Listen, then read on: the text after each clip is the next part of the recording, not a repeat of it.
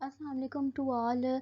आज का जो हमारा लेक्चर टॉपिक है वो है स्टैटिस्टिकल इन्फ्रेंस के। स्टैटिस्टिकल इन्फ्रेंस क्या होता है, कि किस तरह से हम इसको यूज़ करते हैं, इसका मेन कॉन्सेप्ट क्या है। आज ये सब चीज़ें जो है हम लोग डिस्कस करेंगे डिटेल में। तो लेक्चर को स्टार्ट करने से पहले जिन लोगों ने अभी तक मेरे चैनल को सब्सक्राइब नहीं किया, काइंडली सबसे रिक्वेस्ट है कि वो मेरे चैनल को सब्सक्राइब कर दे। जो लोग भी मेरी वीडियोस देखते हैं और जिनको मेरी वीडियोस अच्छी लगती हैं, काइंडली वो मेरे चैनल को सब्सक्राइब कर दे, ताकि हम लोग रोज़ रोज़ मिलते रहें और एक दूसरे की नॉलेज को इंक्रीज़ कर सकें। चलते हैं आज के लेक्चर की तरफ। So what is statistical inference. अब स्टैटिस्टिकल इन्फ्रेंस क्या है, इन शॉर्ट टर्म मैं आपको एक समझाती हूँ एग्जांपल के थ्रू। कि ये देखें, ये हमारे पास एक पॉपुलेशन है, ठीक है। ये हमारी पॉपुलेशन है, यानी कि हमारी एक टारगेट पॉपुलेशन है। अब इस टारगेट पॉपुलेशन में से हमने जो है अपना एक सैंपल जो है वो सिलेक्ट कर लिया, ठीक। अब इस सैंपल को सिलेक्ट करके जो हम इस सैंपल से डाटा कलेक्शन करेंगे, और इस डाटा कलेक्शन करने के बाद हम इसके ऊपर डिफरेंट स्टैटिस्टिकल टेक्निक्स लगाएंगे और एक नतीजे पे पहुंचेंगे, ठीक है। वो उस कंक्लूजन पे पहुंचेंगे कि ये हमारी पॉपुलेशन में से हमने सैंपल लिया और फिर हमने उसके एक मेन कंक्लूजन पे पहुंचे थे। इस सैंपल के थ्रू जो हम सर्च करना चाह रहे थे उसका ये वाला आंसर जो है वो आया है, ठीक।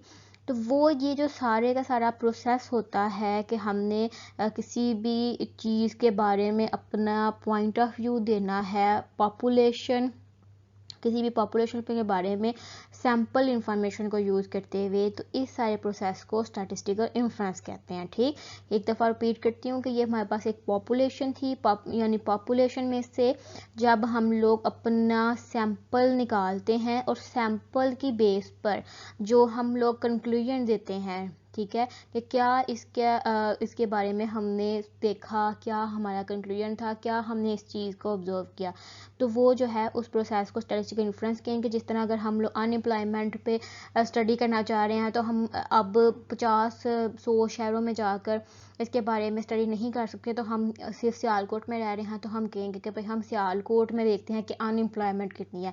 तो फिर पॉपुलेशन हमारी क्या हुई, हमारी सियालकोट पॉपुलेशन हुई। अब पॉपुलेशन जो थी सियालकोट, अब उसमें से भी सियालकोट में भी इतने ज़्यादा एरियाज़ हैं, ठीक है। अब हम सारे के सारे एरियाज़ में जा नहीं सकते, हम उस एरिया में जाएंगे जहाँ पर फैक्ट्री एरियाज ज़्यादा हैं, या फिर एक दो देहात वाला एरिया ले लेंगे जहाँ पर लोगों के पास अनएम्प्लॉयमेंट उनको फेस करनी पा रही है, थोड़ा सा एरिया ले लेंगे। तो हमने जो है वो सैंपल सेलेक्ट किया। अब वो जो थोड़ा सा हमने जो सैंपल सेलेक्ट किया अनएम्प्लॉयमेंट को स्टडी करने के लिए, और फिर उस सैंपल को सिलेक्ट करके हमने सारी इन्फॉर्मेशन उससे कलेक्ट की, और उसकी इन्फॉर्मेशन कलेक्ट करने के बाद हम जिस नतीजे पे पहुँचे कि सियालकोट में 80% जो है अनएम्प्लॉयमेंट है, या 60% अनएम्प्लॉयमेंट है। हालांकि हमारे सियालकोट में इतनी अनएम्प्लॉयमेंट नहीं है, क्योंकि ये बहुत ज़्यादा एक अच्छी सिटी है, क्योंकि इन्होंने खुद अपने आप को डेवलप किया है। तो हम कहते हैं कि जी हमारे जो सियालकोट में ना सिर्फ 30% जो है वो अनएम्प्लॉयमेंट है, बाकी सारे लोग जो है वो काम करते हैं। और जो लोग काम नहीं करते वो कुछ उनके अपने रीजंस हैं, या तो कुछ लोग पढ़ रहे हैं, या कुछ लोगों के जो है वो अपने बिजनेसेस हैं तो वो काम करना पसंद नहीं करते, इस तरह का कंक्लूजन देते हैं, या लोगों को नौकरी नहीं मिल रही। तो वो जो भी कंक्लूजन हम लोग देंगे अपनी पॉपुलेशन से सैंपल को सिलेक्ट करके और सैंपल की बेस पे, उस सारे प्रोसेस को जो है वो हम स्टैटिस्टिकल इन्फ्रेंस कहते हैं, ठीक। अब स्टैटिस्टिकल इन्फ्रेंस जो है उसके अंदर हमारे पास दो चीज़ें आ जाती हैं। एक है हमारे पास एस्टिमेशन, और सेकंड है हमारे पास हाइपोथेसिस टेस्टिंग। यानी कि स्टैटिस्टिकल इन्फ्रेंस को हम लोग किस तरह से यूज़ करते हैं, किस तरह से अपना कंक्लूजन देते हैं, एस्टिमेशन को यूज़ करके और हाइपोथेसिस टेस्टिंग को यूज़ करके। अब व्हाट एस्टिमेशन, एस्टिमेशन क्या होती है। एस्टिमेशन हमारे पास ऐसा प्रोसीजर होता है जिससे हम लोग अपनी जो अननोन पैरामीटर्स की वैल्यूज़ को निकालते हैं सैंपल इंफॉर्मेशन को यूज़ करते हुए।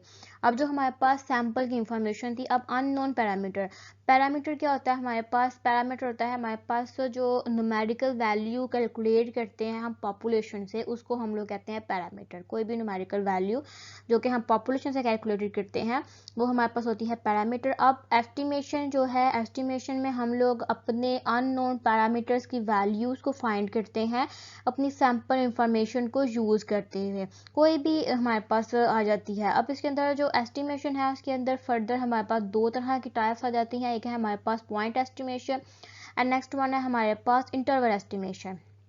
अब पॉइंट एस्टिमेशन क्या होती है, जब हमने किसी भी एक सिंगल वैल्यू को फाइंड करना है अपने सैंपल में से, सिर्फ एक एग्जैक्ट एक वैल्यू देनी है और उस वैल्यू को हमने फाइंड करना है, तो इस प्रोसेस को हम लोग कहेंगे कि पॉइंट एस्टिमेशन है। ठीक है, जैसे हमने कहा कि एस्टिमेशन क्या होती है, कि एस्टिमेशन हमारे पास वो प्रोसीजर होता है जिससे हम अपने अननोन पैरामीटर्स की वैल्यूज़ को सैंपल की इंफॉर्मेशन यूज़ करते हुए फाइंड कर सकते हैं। अब किसी एक वैल्यू को हमने फाइंड करना है, हम कह रहे हैं कि हमें एग्जैक्ट एक वैल्यू चाहिए कि ये वैल्यू जो है वो हमें बताए कि ये इस सैंपल की वैल्यू थी। तो वो वाला जो प्रोसेस होगा जिससे हम सिर्फ एक सिंगल वैल्यू को फाइंड करते हैं, वो वाले प्रोसेस को या उसको करते हुए जो उस एस्टिमेशन को कहेंगे हम कि वो हमारे पास पॉइंट एस्टिमेशन है। इसके अंदर हमारे पास एक वैल्यू आती है और हम उसके साथ ही बाकी को कंपैरिजन कर लेते हैं कि भाई ये वाली जो वैल्यू है ये हमारे पास ये सैंपल की आई है, तो उसको ही हम आगे से कंक्लूड करते हैं। ठीक है, तो जिसमें हमारे पास सिंगल वैल्यू में बात कर रहे हो, सिंगल वैल्यू फाइंड करनी हो, उस प्रोसेस को हम पॉइंट एस्टिमेशन कहेंगे। अब अगर हमारे पास आ जाती है पॉइंट एस्टिमेशन में, अगर हम देखें तो हमारे पास दो तरह की एक एस्टिमेशन आ जाती हैं।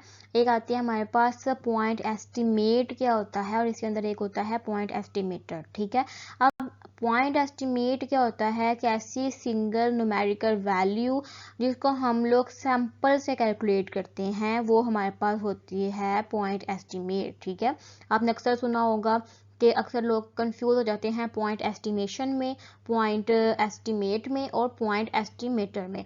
अब पॉइंट एस्टिमेशन क्या होती है, पॉइंट एस्टिमेट जो है वो हमारे पास एक सिंगल वैल्यू होती है जिसको हम सैंपल से कैलकुलेट करते हैं। ठीक है, अब पॉइंट एस्टिमेट क्या है, पॉइंट एस्टिमेट वो सिंगल न्यूमेरिकल वैल्यू होती है जिसको हम लोग अपने सैंपल से कैलकुलेट करते हैं।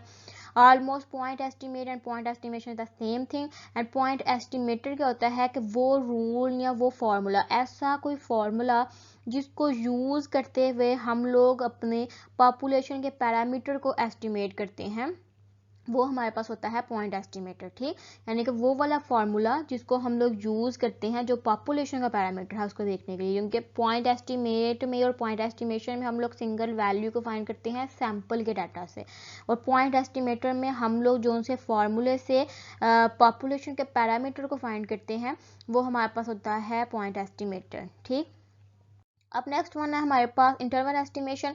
इंटरवल एस्टिमेशन में क्या होता है कि हमारे पास एक इंटरवल में वैल्यूज होती है, यानी कि अगर फॉर एग्जांपल यहाँ पर 10 है और हमारे पास यहाँ पे आ जाता है 20। ठीक है, तो हम लोग कहते हैं कि ये इंटरवल यानी कि 10 से लेकर 20 तक जो है वो हमारी वैल्यू इसके अंदर आ रही है, और ये इस इंटरवल के अंदर जो है हमारी वैल्यू या हमारा जो कंक्लूजन है वो लाई कर रहा है। कि हम लोग कहते हैं, हम एग्जैक्ट वैल्यू नहीं बताते, हम कह रहे होते हैं कि हमारे मुल्क की अनएम्प्लॉयमेंट जो है, या हमारे कह लें कि सियालकोट के अनएम्प्लॉयमेंट जो है वो 10 से 20% तक है। ठीक है, मतलब कि 10 से 20 के दरमियान कोई भी एक वैल्यू हो सकती है, तो 10 है, 11 है, 12 है, 13 है, 14 है, 15 है, सो 20 है, यहाँ तक एक वैल्यू हो सकती है, ना इसे आप जा सकते हैं, इससे नीचे जा सकती है। तो एक इंटरवल हम सेट करते हैं जब हमारे पास कोई भी एक एग्जैक्ट वैल्यू नहीं होती। अगर हम इसकी जगह कह देते हैं कि एग्जैक्टली के 30% है सिर्फ, ठीक, तो वो हमारे पास होती थी पॉइंट एस्टिमेशन थी। ठीक, तो पॉइंट एस्टिमेशन आप देख भी सकते हैं कि हमारे पास प्रोसीजर होता है in which we estimate a range of values within which the population parameter is expected to lie with a certain degree of confidence. यानी कि कॉन्फिडेंस से हम बता रहे होते हैं, आपको लेवल ऑफ कॉन्फिडेंस का पता होता है कि लेवल ऑफ कॉन्फिडेंस में हम लोग बताते हैं कि इतने ही इंटरवल में ये चीज़ लाई कर रही है, इतना हमें इसका लेवल ऑफ कॉन्फिडेंस है, इतना हमें पता है।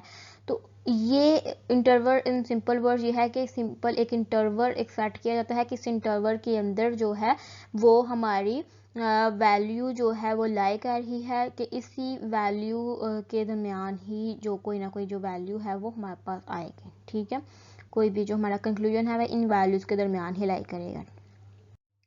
हमारे पास जो स्टैटिस्टिकल इन्फ्लुएंस को फाइंड करेंगे जो दूसरा तरीका है वो है हाइपोथेसिस टेस्टिंग। अब हाइपोथेसिस टेस्टिंग पता भी होगा आपको अक्सर कि हम लोग यूज़ करते हैं, और हाइपोथेसिस टेस्टिंग जो है हमारे पास एक स्टेटमेंट होती है जिसको हम लोग या तो रिजेक्ट करते हैं या एक्सेप्ट करते हैं। मोस्टली रिजेक्ट या डू नॉट रिजेक्ट वाला कॉन्सेप्ट ही आता है, एक्सेप्ट वाला नहीं होता।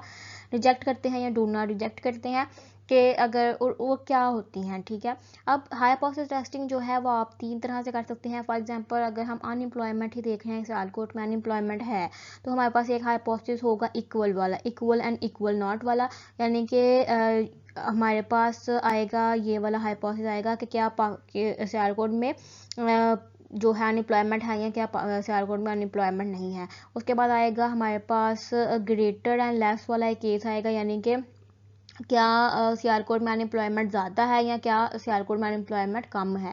फिर एक स्टेटमेंट आ जाएगी कि क्या कम है या क्या ज़्यादा है, ठीक है। इस तरह उल्टा एक स्टेटमेंट सी बन जाएगी। तो इस तरह के हमारे पास 3 तरह के केसेस जो हैं वो आ जाते हैं। या अगर इस तरह की नहीं तो हम एक मीन वैल्यू जो है हाइपोथेसिस टेस्टिंग में सेट कर लेते हैं, यानी कि एच नॉट इक्वल आ जाता है कि हमारे पास हम कोई क्लेम कर देते हैं कि 30% जो है वो अनएम्प्लॉयमेंट है, ठीक है। 30% के अनएम्प्लॉयमेंट का हम क्लेम कर सकते हैं। हम इसकी जगह कोई भी क्लेम कर सकते हैं, हम इसकी जगह कर सकते हैं यानी कि नहीं है का भी क्लेम कर सकते हैं, या कोई वैल्यू रख कर भी, हमको मीन वैल्यू रख कर भी क्लेम कर सकते हैं कि ये वाली स्टेटमेंट को हमने प्रूव करना है। अब हम जो हाइपोथेसिस टेस्टिंग है उसको हमारे पास एक तरीका होता है, एक प्रॉपर स्टेप्स होते हैं जिनको हम लोग फॉलो करते हुए सारे का सारा एनालिसिस करते हैं और फिर हम इसके कंक्लूजन पे पहुंचते हैं, इसकी वैल्यूज़ को देखते हैं, इसके क्रिटिकल रीजन की वैल्यूज़ को देखते हुए पहुंचते हैं कि क्या अगर क्रिटिकल रीजन की वैल्यू जो है वो हमारे पास जो हमारी कैलकुलेटेड वैल्यू है और जो हमारी टेबल की वैल्यू होती है वो अगर ग्रेटर देन होती है तो हम उसको रिजेक्ट करते हैं, और अगर वो लेस देन जाती है, अगर उस एरिया में लाई करती है तो हम डू नॉट रिजेक्ट करते हैं। ये वाला एक चीज़ होती है, वो एक बहुत ज़्यादा डिटेल में है, अक्सर आपने देखी होगा। मेन मसला ये है कि हम हाइपोथेसिस टेस्टिंग किस तरह यूज़ करते हैं। तो हाइपोथेसिस टेस्टिंग जो है इसको हम लोग यूज़ करते हैं ये डिसाइड करने के लिए कि जो हमारे पास सैंपल की इंफॉर्मेशन थी इसके बेस पर या इसके बेस पर जो हमारा डाटा था वो मैं क्या शो कर रहा था, वो जो क्लेम हमने किया, जो हम क्लेम करना चाह रहे हैं जिस स्टेटमेंट का, क्या वो एक्सेप्टेबल है या नहीं है, ठीक है। हम ये सारी चीज़ें जो है वो इससे देखते हैं। अब जो डिफरेंट स्टेप्स आ जाते हैं हमारे पास हाइपोथेसिस टेस्टिंग में, सबसे पहला स्टेप जो है वो आ जाता है स्टेटमेंट ऑफ द हाइपोथेसिस, जिसके अंदर हम अपने हाइपोथेसिस बनाते हैं। जैसे कि मैंने प्रीवियस आपको बताया कि हमारे पास कोई भी मीन वैल्यू के साथ भी हाइपोथेसिस आ सकता है, equal equal, not, greater and less, less and greater. हम अपने हाइपोथेसिस बनाते हैं क्वेश्चन के लिहाज से, सैंपल के लिहाज से, पॉपुलेशन के लिहाज से हम लोग अपना हाइपोथेसिस क्रिएट करते हैं।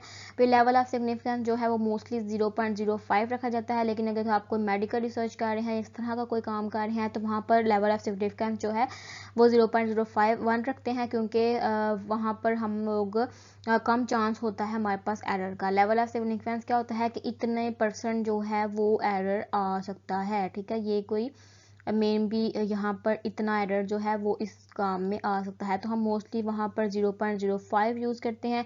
टेस्ट स्टैटिस्टिक आपका जो भी आप इस पर एनालिसिस करना चाह रहे हैं, टी टेस्ट लगाना चाह रहे हैं, जी टेस्ट लगाना चाह रहे हैं, एफ लगाना चाह रहे हैं, नोवा लगाना चाह रहे हैं, उसके लिहाज से टेस्ट स्टैटिस्टिक जो है वो चेंज होती है।